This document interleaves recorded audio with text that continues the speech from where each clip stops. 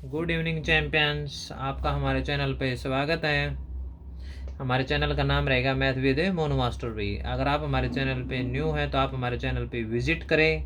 Playlist में जाकर अपनी क्लास से संबंधित जो वीडियो आपको देखनी है वो वहाँ पे देख सकते हो भाई। ठीक है, तो हमने 4.1 पिछली वीडियो तक हमने 4.1 एक्सरसाइज को कंप्लीट करवा दिया था। अगर वहाँ तक अगर आपको कोई प्रॉब्लम है तो आप दोबारा पूछ सकते हो। अपनी प्रॉब्लम को कमेंट बॉक्स में डाल देना। नेक्स्ट वीडियो के अंदर आपकी प्रॉब्लम को समझा दिया जाएगा भाई। इस वीडियो के अंदर हम भी एक्सरसाइज 4.2 करेंगे भाई। ठीक है, तो 4.2 एक्सरसाइज का फर्स्ट क्वेश्चन देखे भाई, तो आप इसको जूम करके देख लेना भाई। तो 4.2 एक्सरसाइज का फर्स्ट क्वेश्चन, इसमें क्या करना है, फाइंड द रूट्स भाई।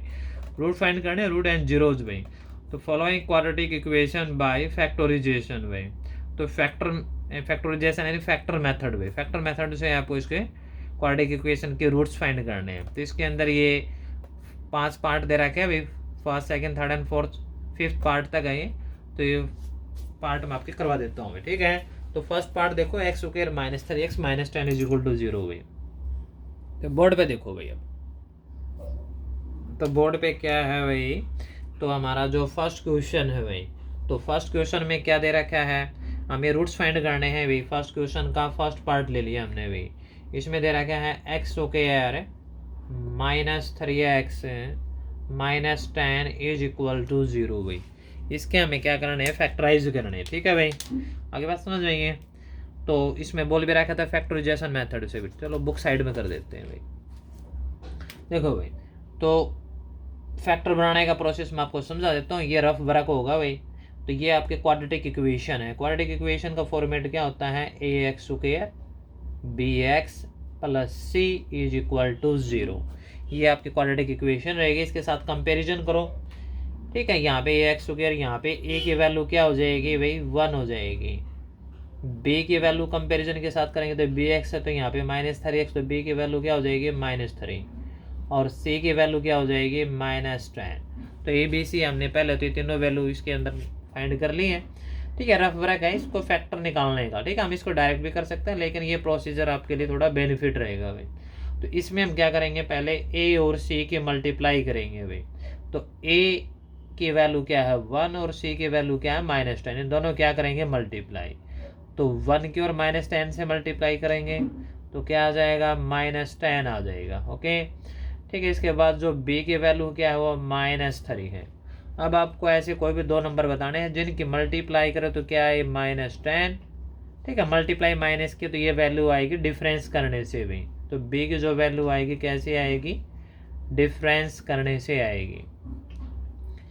समझ में आई बात। ये डिफरेंस क्या होगा, डिफरेंस में कंडीशंस क्या होती है भाई, डिफरेंस में एक पॉजिटिव साइन होगा एक नेगेटिव होगा, ये कंपलसरी है। डिफरेंस करना है तो क्या होगा, एक पॉजिटिव वैल्यू एक नेगेटिव वैल्यू होगी।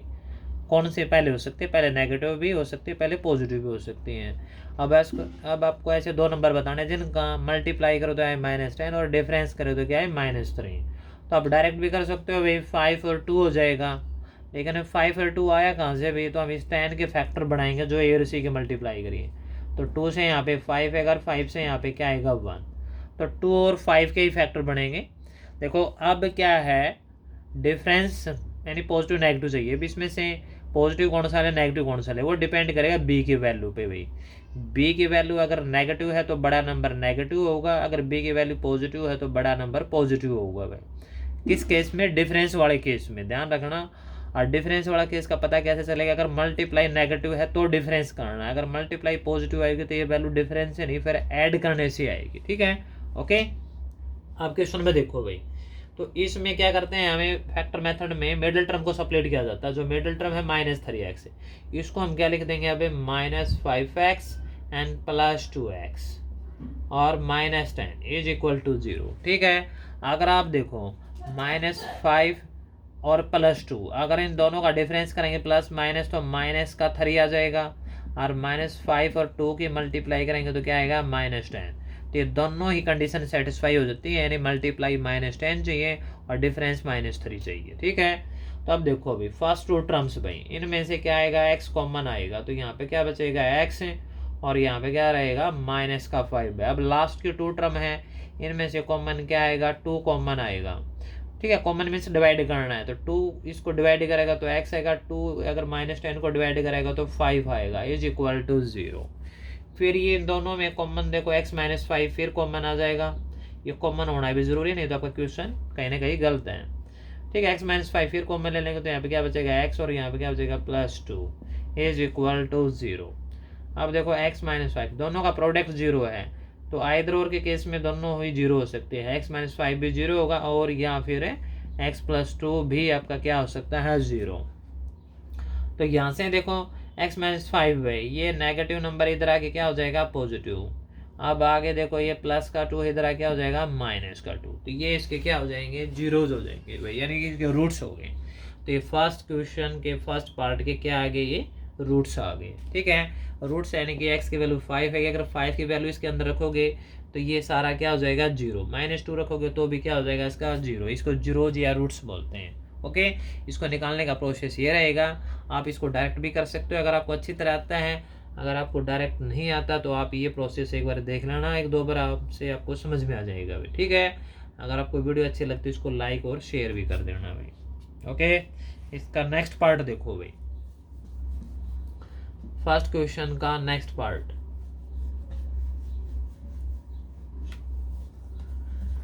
देखो भाई इसके अंदर क्या दे रखा है, तो मैं सीधा बोर्ड पे नोट कर देता हूँ। फर्स्ट क्वेश्चन का सेकंड पार्ट भाई, तो सेकंड पार्ट में क्या गिवन है, यहाँ पे गिवन है 2x² + x - 6 is equal to 0 भाई। ये आपकी क्वाड्रेटिक इक्वेशन दे दी, इसको आप फैक्टर मेथड से सोल्व करना है। तो प्रोसीजर आपका वही रहेगा भाई, तो ax² + bx + c is equal to 0। यहाँ से कंपेयर करेंगे तो a की वैल्यू क्या आएगी 2, b की वैल्यू क्या है, यहाँ पे कांस्टेंट टर्म 1 है तो b की वैल्यू क्या आएगी 1 और c की वैल्यू क्या आएगी -6 भाई। a b c तीनों वैल्यू आ गई भाई। ठीक है, तो इसके हम पहले क्या करेंगे a और c के मल्टीप्लाई करेंगे, a की वैल्यू कितनी है 2 और c की वैल्यू कितनी है -6 है, 2 × -6 कितना आ जाएगा -12 आ जाएगा, और b की वैल्यू क्या है 1। समझ में आगे बात है। अब आपको ऐसे 2 नंबर बताने हैं जिनकी मल्टीप्लाई करें तो क्या है -12। ठीक है, तो आपको बताया अगर मल्टीप्लाई माइनस की आएगी तो ये वैल्यू क्या रहेगी डिफरेंस करने से आएगी भाई। कैसे आएगी, डिफरेंस करने से आएगी। आई बात समझ में। और डिफरेंस की कंडीशन क्या रहेगी, एक पॉजिटिव साइन रहेगा एक नेगेटिव रहेगा। ठीक है, पॉजिटिव नेगेटिव का साइन जरूर आएगा। तो यहाँ से हम क्या करेंगे 12 के फैक्टर बना लो, आपको पता चल जाएगा अच्छी तरह में। 2 से यहाँ पे 6 आएगा, 2 से यहाँ पे 3 आएगा और 3 से यहाँ पे क्या आएगा 1। अब आपके पास जितने भी नंबर हैं इन्हीं के हमें क्या बनाने हैं, फैक्टर बनाने हैं भाई, कैलकुलेशन करते हुए मल्टीप्लाई करते हुए भाई। तो हमें मल्टीप्लाई तो -12 चाहिए, डिफरेंस कितना चाहिए 1। तो 2 की मल्टीप्लाई करें तो क्या आएगा 4, और 3 और 1 की मल्टीप्लाई करें तो क्या आएगा 3। तो 4 और 3 का जो डिफरेंस है वो 1 आएगा। समझ में आएगी बात ये, क्योंकि 4 - 3 करेंगे तो क्या आएगा 1, और 4 और -3 की मल्टीप्लाई करेंगे तो क्या आएगा -12। आगे बात समझ में। तो मैंने पीछे बताया था भाई, एक इसमें पॉजिटिव साइन है एक नेगेटिव आएगा, तो डिफरेंस आपका क्या पॉजिटिव 1, इसका मतलब बड़ा नंबर पॉजिटिव है तो छोटा नंबर क्या हो जाएगा नेगेटिव। तो फैक्टर बनेंगे 4 और -3 के। समझ में आगे बात ये। अब इनका प्रोसीजर यहाँ पे अप्लाई कर देते हैं भाई। तो मिडल टर्म को सप्लीट कर देंगे, x को हटा के हम क्या ले लेंगे, आपके फैक्टर बन गए 4 और -3। तो यहाँ पे लिखा जाएगा पहले 4x और फिर लिखा जाएगा -3x and -6 is equal to 0। ठीक है, इसके बाद देखिए भाई यहाँ से हम 2x क्या ले लेंगे कॉमन, तो 2x स्क्वायर से आएगा, 2x बाहर जाएगा तो यहाँ पे क्या बचेगा x, 4x 2x को डिवाइड करेगा तो क्या आएगा 2। ठीक है, अब यहाँ पे कॉमन क्या आएगा -3 कॉमन आएगा भाई। ठीक है, ध्यान रखना यहाँ पे जो साइन होगा वो ही साइन है, वही निशान कॉमन आएगा। 3 कॉमन आएगा तो यहाँ पे क्या बचेगा x, और ये माइनस और ये माइनस क्या हो जाएगा प्लस, 3 2 जा 6 इज इक्वल टू 0। तो x + 2 फिर कॉमन ले लेंगे यहाँ से, तो यहाँ पे क्या बचेगा 2x और -3 भाई इज इक्वल टू 0, क्योंकि x + 2 ये दोनों में क्या है कॉमन, ये कॉमन ले लिया भाई, x + 2 आ गए। तो यहाँ पे क्या रह जाएगा 2x और ये क्या आ गया -3, तो 2x - 3 ये 2 फैक्टर आ गए। अब दोनों ही केस, दोनों का प्रोडक्ट 0 है तो ये दोनों भी अलग अलग 0 भी हो सकते हैं। ठीक है, अगर x प्लस 2 जीरो होगा, जीरो किसके साथ मल्टीप्लाई करेंगे तो भी जीरो आएगा। अगर ये पोर्शन भी जीरो होगा तो जीरो किसके साथ मल्टीप्लाई करेंगे तो भी जीरो आएगा। यानी कि आइदर और के केस में दोनों ही जीरो हो सकते हैं, अलग अलग भी हो सकते हैं, बोथ भी। तो x प्लस 2 इधर जाएगा, ये माइनस का 2 हो जाएगा, ये प्लस का 3 हो जाएगा, नेगेटिव है, ये 2 मल्टीप्लाई में इधर आके क्या हो जाएगा डिवाइड में, तो ये इसके क्या आ जाएंगे भाई रूट्स आ जाएंगे। ठीक है, तो ये इसका फर्स्ट क्वेश्चन का सेकंड पार्ट कंप्लीट हुआ भाई। नेक्स्ट देखो, ठीक है, एक दो बार इसको ध्यान से देखना, आराम से समझ में आ जाएगा। ठीक है, अगर आपको वीडियो अच्छी लगती है तो इसको लाइक और शेयर भी कर देना भाई। इसका थर्ड पार्ट देखो भाई, फर्स्ट क्वेश्चन का थर्ड पार्ट। तो थर्ड पार्ट में क्या दे रखा है भाई, √2x² plus 7x plus 5√2 is equal to 0। ठीक है, देखो भाई अब यहाँ पे प्रोसीजर वही रहने वाला है भाई। तो अब की बार सीधा कंपेयर कर लो, ए के वैल्यू, क्योंकि ये x वगैरह ये bx प्लस c, ए के वैल्यू कितनी आ जाएगी √2, b के वैल्यू कितनी आएगी 7 और c के वैल्यू क्या हो जाएगी 5√2। तो यहाँ पे हम प्रोसीजर के अंदर क्या करते हैं, तो सबसे पहले हमें a और c के मल्टीप्लाई करते हैं। तो a कितना है √2 और c के मल्टीप्लाई करेंगे, c कितना है 5√2। तो रूट वाले नंबर की रूट वाले से मल्टीप्लाई होगी, तो 5 का तो 5 रहेगा, √2 मल्टीप्लाई √2 क्या आ जाएगा 2। तो इसको आप ऐसे भी कर सकते हो, √2 मल्टीप्लाई √2 ये हो जाएगा √4, और √4 की वैल्यू क्या होती है 2।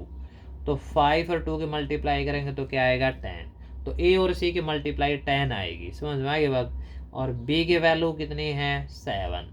तो इन दोनों चीज़ों का हमें यूज़ करना है भाई। ये अब आपको ऐसे दो नंबर बताने हैं जिनकी मल्टीप्लाई करे तो आए 10, और अब की बार मल्टीप्लाई पॉजिटिव है तो ये वैल्यू डिफरेंस से नहीं, ये वैल्यू आएगी ऐड करने से भाई। ठीक है, एडिंग करने से आएगी, यानी जोड़ने से वैल्यू आएगी। तो b की वैल्यू चाहिए हमें 7। ठीक है, मतलब ऐसे दो नंबर बताओ जिनकी मल्टीप्लाई करो तो 10 और दोनों को ऐड करे तो क्या है 7। तो उसके यहाँ पे 10 के फैक्टर बना के देख लो, 2 से यहाँ पे 5 और 5 से यहाँ पे क्या आएगा 1। तो यहाँ पर 2 और 5 के फैक्टर बनेंगे, 2 और 5। देखो 2 + 5 करोगे तो क्या आएगा 7, और 2 और 5 की मल्टीप्लाई करोगे तो क्या आएगा 10। दोनों ही कंडीशन सेटिस्फाई होगी तो 2 और 5 का फैक्टर बन जाएगा। ठीक है भाई, फिर डिपेंड ये करेगा भाई दोनों ही साइन पॉजिटिव, क्योंकि एडिंग में क्या होते हैं, या तो दोनों पॉजिटिव वैल्यू होंगे या फिर दोनों क्या होंगे नेगेटिव वैल्यू होंगे, क्योंकि पॉजिटिव भी ऐड हो जाते हैं और नेगेटिव भी ऐड हो जाते हैं। ये पॉजिटिव करना है नेगेटिव करना पता कैसे चलेगा, वो डिपेंड करेगा b की वैल्यू पे। अगर b की वैल्यू पॉजिटिव है तो दोनों ही साइन पॉजिटिव होंगे, अगर b की वैल्यू नेगेटिव है तो दोनों ही साइन नेगेटिव होंगे। अब b की वैल्यू पॉजिटिव, दोनों ही क्या होंगे पॉजिटिव।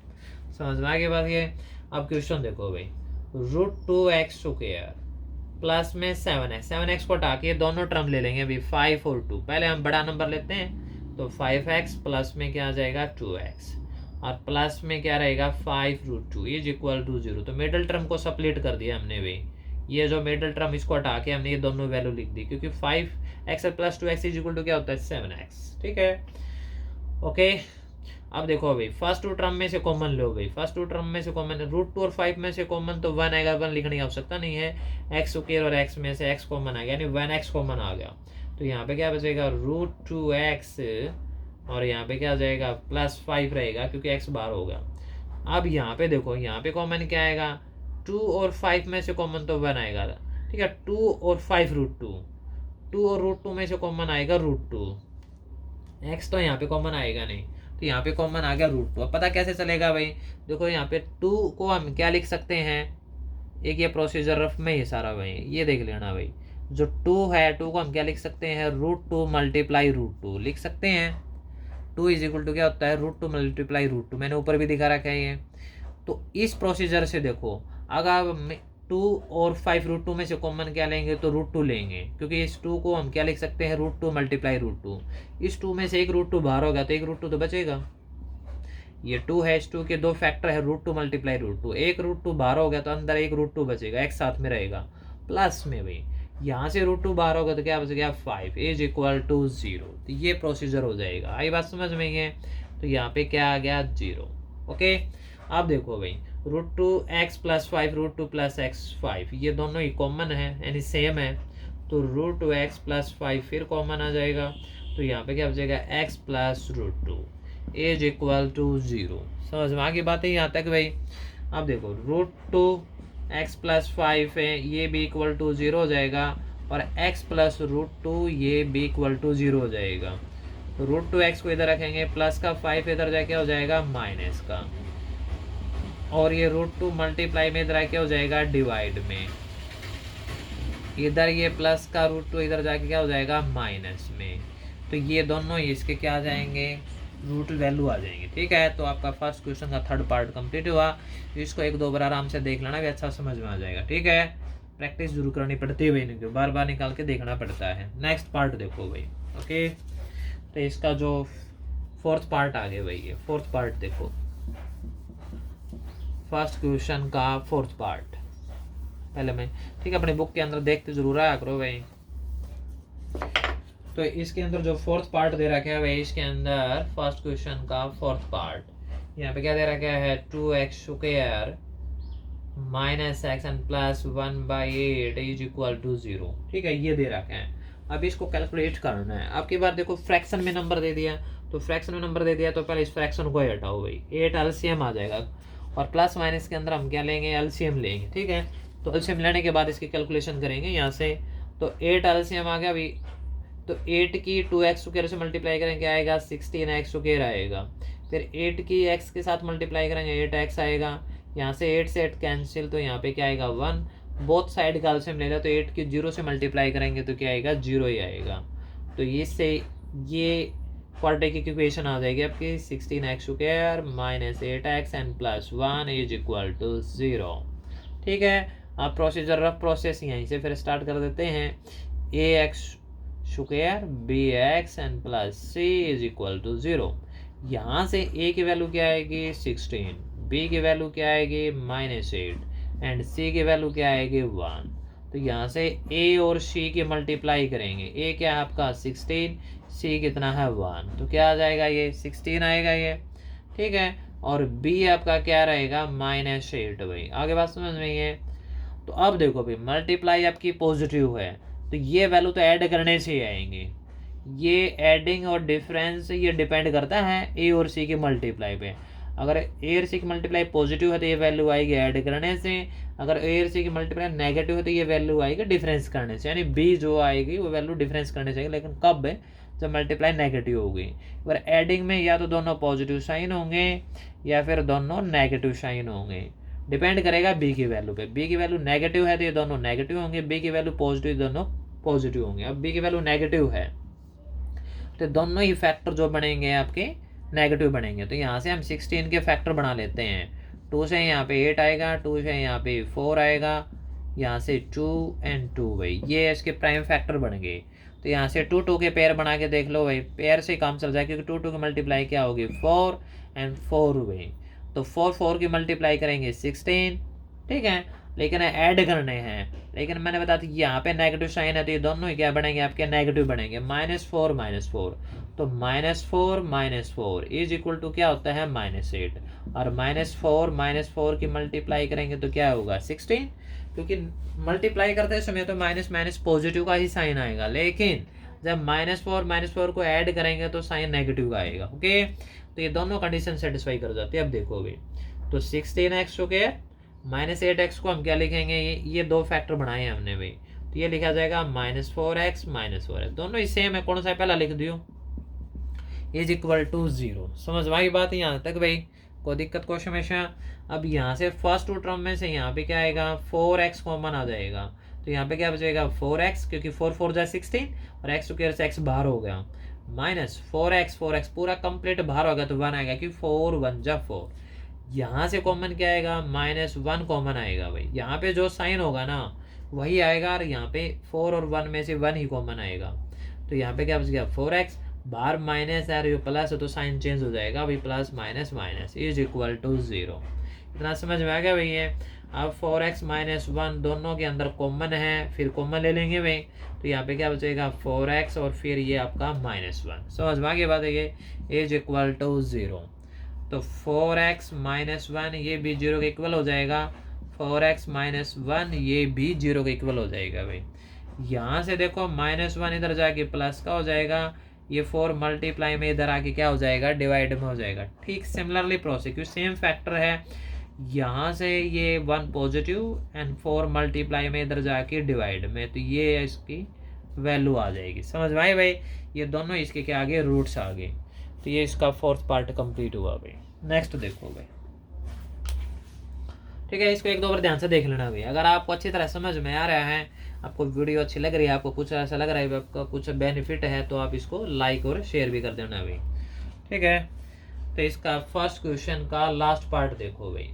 तो इसमें क्या दे रखा है भाई, 100x² minus 20x N plus 1 भाई एज इक्वल टू 0। ठीक है, इससे पिछली एक्सरसाइज थी जो 4.1, उसके अंदर हमने क्वाड्रेटिक इक्वेशन बढ़ाने सिखाई थी आपको। यहाँ पे इसको फैक्टर सोल्व करना सिखा रहे हैं। तो पिछले जो 4.1 के अंदर जो सेकंड क्वेश्चन में कुछ जो हमने क्वाड्रेटिक इक्वेशन बनाए थे, आप उनको फैक्टर मेथड से सोल्व कर सकते हो भाई। ठीक है, करके देख लेना, अगर वहाँ फिर भी कोई दिक्कत है दोबारा पूछ सकते हो भाई। अब देखो भाई, इसमें कंपेयर कर लो, ए की वैल्यू क्या रहेगी, 100 रहेगी, बी की वैल्यू क्या रहेगी, -20 रहेगी, और सी की वैल्यू क्या आ जाएगी, 1। ए बी सी कंपेयर कर लिया हमने भाई। मल्टीप्लाई किसके करते हैं, ए और सी की। ए कितना 100 और सी कितना है 1, 100 मल्टीप्लाई 1 तो 100 आएगा। ठीक है, बी की वैल्यू क्या है -20, तो मल्टीप्लाई पॉजिटिव है तो ये वैल्यू आएगी ऐड करने से आएगी भाई। समझ में आ गया बात, ये ऐड करेंगे हम तो एज इट था तो बता दो, या तो दोनों पॉजिटिव साइन होंगे या फिर दोनों नेगेटिव साइन होंगे। तो यहाँ पे डिपेंड करेगा नेगेटिव या पॉजिटिव क्या होंगे। बी की वैल्यू नेगेटिव है तो दोनों नेगेटिव होंगे, बी की वैल्यू पॉजिटिव दोनों पॉजिटिव होंगे। अब इसके फैक्टर बना लो भाई, 100 के फैक्टर बना लो यहाँ से भाई। तो 2 से भी प्राइम फैक्टर बनाने हैं भैया, 2 से जब तक डिवाइड हो रहा है 2 से डिवाइड करते चलते रहो भाई। अब 2 से नहीं होगा तो ये 5 से हो जाएगा। ठीक है, ये भी 5 से हो जाएगा अभी। समझ में आ गई बात।